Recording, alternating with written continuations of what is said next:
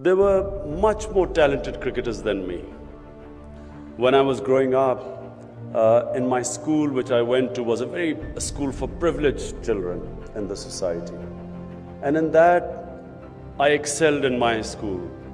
But when I actually got out of the school to play cricket for my city, I discovered that the children coming from the poorer backgrounds had much greater hunger and drive than the boys who were studying with me in this privileged school.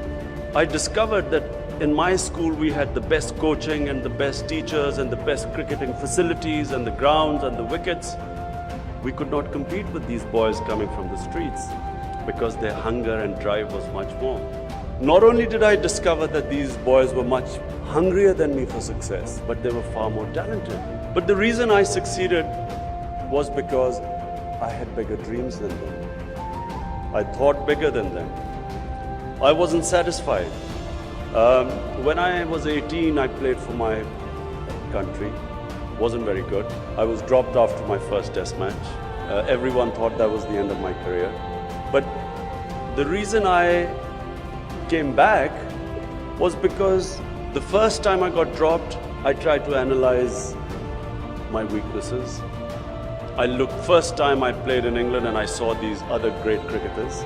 And I realized that the bowling action God had, my natural bowling action, which was I endowed with, was restricting me from reaching my ambition, which was at that time to become the best fast bowler. From then onwards, rather than be limited by my natural bowling action, I decided to change it to reach my ambition.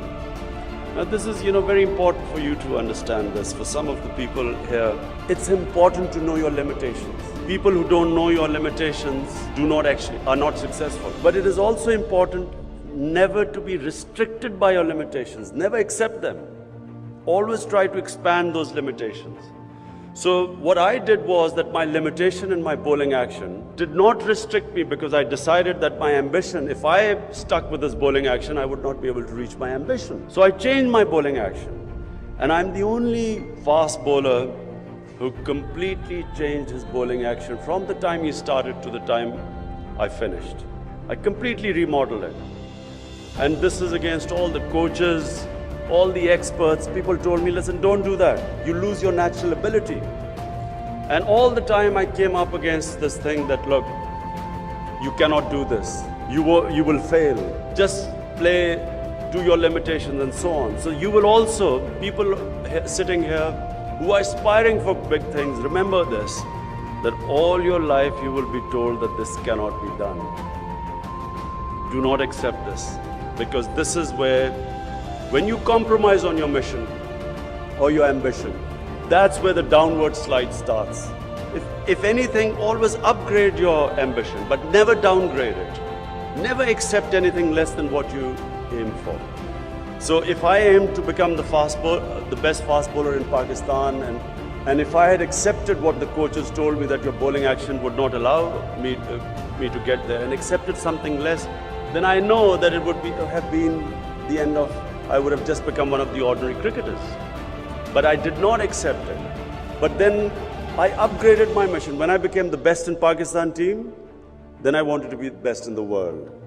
When I became what I thought I'd reached the best fast bowler in the world, then I wanted to be the best all-rounder in the world. And then once I became the captain, by the way, everyone told me don't accept captaincy because fast bowlers do not become good captains. They all gave me the example of Ian Botham, who had failed as a captain. They said, listen, he's failed, you will also fail as a captain. So you will always come up against this. But then it became, when I became the captain, I wanted to make Pakistan team the #1 team in the world. So ambition must be upgraded all the time. Never bring it down, never downgrade it, because the moment you downgrade it, as I said, it's a downward spiral. You keep going down. And when you keep struggling to go up, this is where your inner strength comes in. What I mentioned before, we all have great potential. But it's only when you pit yourself against challenges that you begin discovering this potential in you. It's like, if you do weight training, your arm gets strong. If you just don't do anything with it, it'll just shrivel up.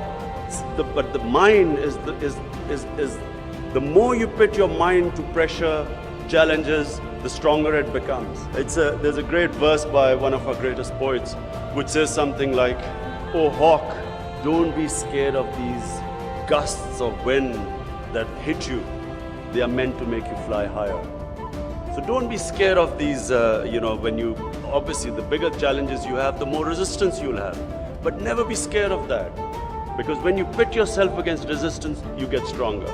So my action, my body wasn't equipped to be that of a fast bowler. But the more I tried and the more I struggled towards it, my body got stronger. And similarly, much more of course is the case with the mind.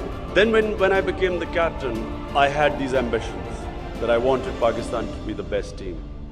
Now that ambition must take precedence over everything else.